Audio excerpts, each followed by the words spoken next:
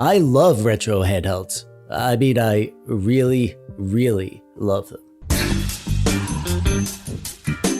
But it's hard to have so many and use them all. So at any given time, I have one main device that'll be the one that I use the most. And by use, I mean, well.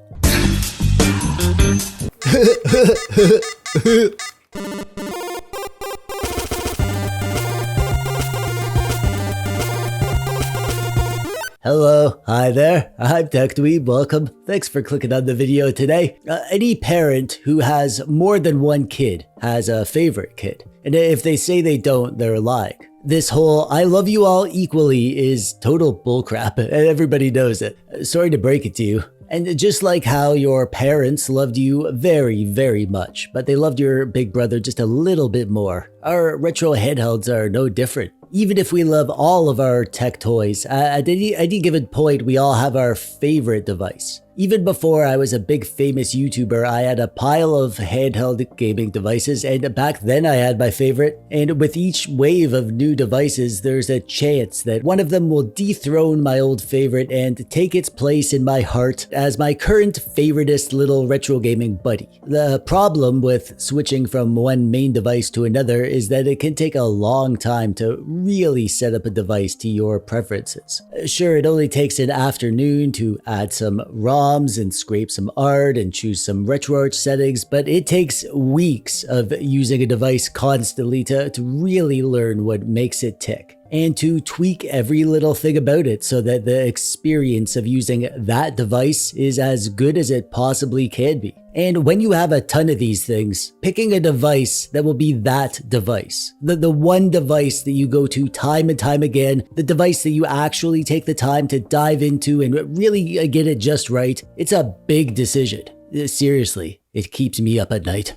But here we are. For the last 2 or 3 weeks, I've had a new main device, a single device that I've actually taken the time to fine-tune the experience and set it up exactly as I want and move over my ROM libraries and my save games and customize the experience to make it as good as it can be. What is the device I've chosen? Well, wouldn't you like to know? Yes you would. It's this. It's the RG353V. Like, what the heck, right? When I first got this, I had no idea it'd become my main retro toy. It's not even my favorite, but it just ticks so many boxes. I mean, I have so many other handhelds, so many more powerful handhelds, so many ways to game. Why am I choosing the humble and cheap RG353V as my main device? Well, for quite a few reasons actually, and I'll go through all of them. But before we get into the why, I should probably tell you what the RG353V is. So here's the 1-minute review of the RG353V. And go! The RG353V is an awesome little retro handheld. It's in the classic Game Boy shape, but more like small. It has dual analog sticks, an awesome D-pad, good face buttons, comfortable bumpers and triggers, and a nice, bright, beautiful 3.5-inch IPS touchscreen display. It's big enough to be comfortable to hold, but it's also compact enough that it doesn't have a bunch of wasted space. And it scores a decent 7.5 out of 10 on the Portability scale. This is a dual boot device, so on boot you could choose to have either the ease of use of Linux or the versatility of Android. And this thing can play everything up to and including PS1, Nintendo 64, Dreamcast, Sega Saturn, Nintendo DS, and PSP. But it can do so much more than that, as you'll see. Other notable features are the dual SD card slots, OTG port, Bluetooth and Wi-Fi functionality, HDMI out, and most importantly, it looks like an old Game Boy. What's not to love? And I guess I should also mention that this was given to me by LITNXT. They sell this, so if you want one, you should go buy it from them. Or don't, I don't care what you do, apart from subscribing to TechDweeb, of course. So, with all that out of the way, let's go through all the various reasons why I chose this and how I have it set up to be my favoritist of my favorite retro handhelds, shall we? Reason number 1 is something that's very important to me, the pocket factor. What is a pocket factor, you ask? Well, I mean, it's how well it fits in your pocket. obviously. I'm not saying the device has pockets or anything. No, that would be silly. Even though I love gaming on big devices, I need a device that I can take around with me. Something I can shove in my cargo pocket and take with me to the grown-up party. And then when the grown-ups are all being super boring, talking about grown-up stuff, I could go hide in the bathroom or the basement and continue where I left off in Tronbon. Bigger, wide format devices like the Retroid Pocket 3 Plus, which was my previous main handheld. That thing is awesome and you can put it in your pocket, but it's not that comfortable because of those sharp humps around the triggers. And it is just a long device. It just doesn't fit nice in all my pockets. So choosing a bigger device as your main handheld is tricky because they tend to become mostly at-home devices, which means that when I leave, I have to carry other devices that aren't my main device. So there's a real incentive to have my main device also be a pocket-sized device. There are devices like the RG35XX and the Miu Mini Plus, both of which I absolutely love, and they would make great pocket-friendly devices. But that brings me to my next point. In the past, I've sort of had to divide my gaming up between multiple devices. I'd be playing 3D games on the RP3 Plus, stuff like Nintendo 64, Dreamcast, PS1, maybe a little PS2 or GameCube or PSP when I'm feeling spicy. But then I'd have a Miu Mini type device that I have for my Game Boy or my Sega or my Atari. And then maybe I'd want to play a Game Boy Advance game on my RP3 Plus, but oh no, I have my save file on my Miu Mini Plus, so I can't play that game, or I gotta transfer my save. It kind of kills the point of having a main device with all your stuff on it if you're just gonna need to be grabbing save files from your other devices all the time. So the RG353V strikes the perfect balance between power and size. I need a pocket-friendly device, and this thing handles all the systems that I want for an easy, small, portable emulation thing. So that's what I've been doing. Not to say that I don't use my other devices. I'm a TechDweeb after all. I love playing with all my handhelds. But I'm going to keep my save games and my play sessions with my favorite games on my main device. So it needs to be able to handle all of the systems that I need. Speaking of which, that's another reason that I'm going with this over something smaller and more efficient like the Miu Mini. The fact that this can handle some of the higher end retro systems. It doesn't do everything. We're not going to get GameCube or PS2. Well, let's be real here. But I don't need anything beyond Dreamcast or Nintendo 64 or PSP. Not on an ultra portable but pocketable handheld. Anything higher than that stuff I'll be playing on my computer or my Steam Deck. So considering that I can get all the important retro systems on this one device, including the early 3D systems, that means I can actually have just one device that is my main device. And it's been a nice step up from the Miu Mini for my pocket device to be able to play a PS1, a Nintendo 64, DS, even PSP is fun on this thing. So yeah, this device is sort of the sweet spot. You get just the right amount of 3D retro systems without needing to get all big and heavy and expensive.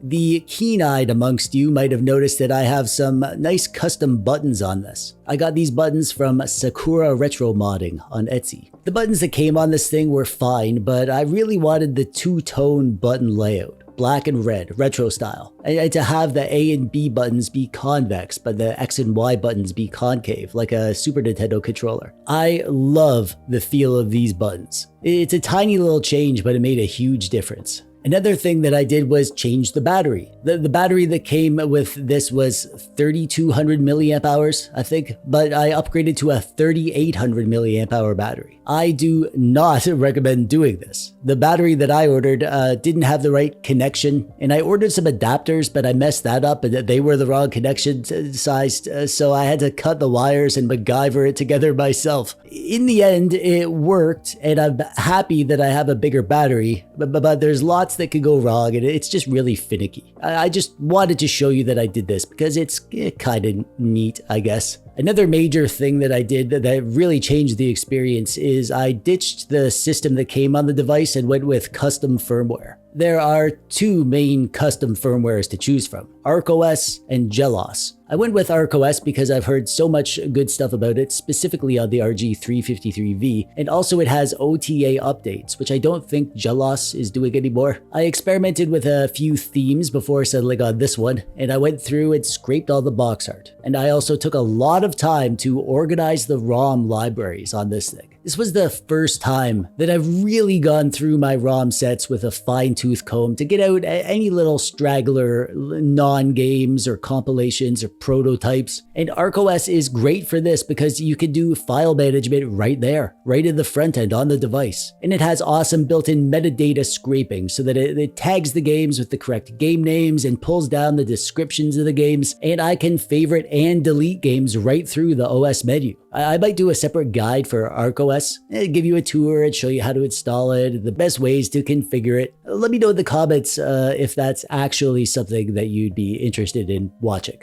I've also really enjoyed having retro achievements enabled while I game. It's just a fun thing that adds a tiny extra layer of gamification to your game time. It's fun to have little rewards popping up when you're playing your game. You beat a boss and then an achievement note pops up saying, oh, good job for beating the boss. So you get that little extra dopamine hit. Lots of devices do the retro achievements thing, including the Mu Mini Plus, so I'm not going to go on and on about it, but I'm happy that I have it here. One thing that I think lots of people, myself included, tend to gloss over is the analog stick thing. Devices like the Mu Mini Plus and the RG35XX do not have an analog stick. So these devices can play up to PS1 and even Nintendo 64 and PSP if you want to dabble with custom firmwares. But the lack of an analog stick is kind of a big deal in lots of games. What I like about the analog sticks on the RG353V is that they're not obtrusive in any way. They're low profile, almost flush with the D-pad and the buttons. So that helps with the pocket factor. And they're tightly packed along the bottom of the device, so they don't make the overall control layout all weird. They're out of the way when you don't want them, and they're perfectly accessible and useful when you do want them. And real quick, while we're on the topic of the controls, the rest of the controls are great.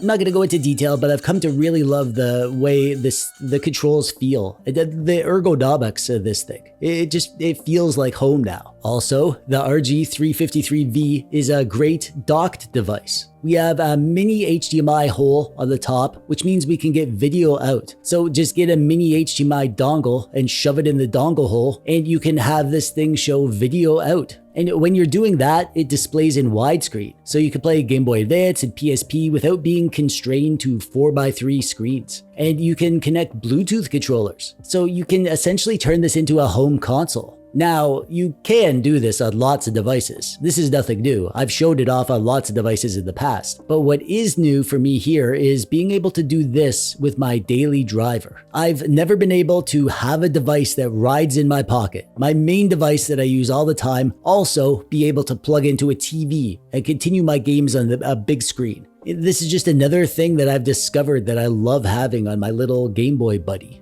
Did you know that you can play movies on your RG353V? I don't want to sleep. My dreams are weird. All dreams are weird. Yeah, you can. ArcOS comes with a media player, so you can copy over your movies or your audiobooks or TV shows or whatever the heck you people like to watch or listen to. And then you can have them on your retro handheld, leaving your phone free for other things. So obviously I copied over the entire series of Adventure Time. I didn't have to convert the files or anything, it all just worked right away. I don't know why, maybe it's just a novelty, but I've watched a ton of Adventure Time just because it's there. You know, sometimes I grab this thing intending to game, and as I'm browsing through the systems, I see the movies and I'm like, you know what? I could go for some Adventure Time. The episodes of that show are just like 10 minutes, so it's easy to squeeze them in between games. And I've saved the best for last. I've loved having access to ports on this thing. ArcOS comes with a program called Portmaster installed, and you can use that to download ports of PC games. There's a few free games, including Spelunky, but for most you'll still need to own the games because you'll need to copy over the data files for the games from your computer. But using Portmaster makes it quick and easy to get them playing on the RG353V. There's a freaking ton of ports that you could install on here. You'll need to follow the guide for the PC files that you'll need for each one, but none of them are difficult. And now I have a bunch of PC games on my RG353V, and I've been having a freaking blast playing them. Man, shout out to the creator of ArcOS and the Portmaster team for making all this for us. What a bunch of heroes. Because of them, I'm playing Duke Nukem 3D, Shovel Knight, Streets of Rage Remake, Spelunky, Stardew Valley, Shredder's Revenge, and freaking Half-Life. Half-Life on my retro handheld that fits in my pocket. I tell ya, little TechDweeb wouldn't believe what an amazing future I live in. And if that's not enough reasons why I've chosen this as my main device, well, here's one more. It looks like a Game Boy, the old school retro Game Boy. And as you might have noticed, I kinda have a thing for that aesthetic. So, since this was sent to me by LITNXT, it's my job to tell you to buy it from them if you want one. There's a link in the description below. And that brings us to the end. Thanks for watching and stuff. Stop by my Discord server if you do that sort of thing. Link below. If you like this video, then check out my Android versus Linux video. That was a fun one and quite relevant to the RG353V. There's a link to that on the screen right now and at the top of the description below. And you can go watch it right now because we're done here. That's it from me. I'm TechDweeb. Thanks for watching. Bye-bye.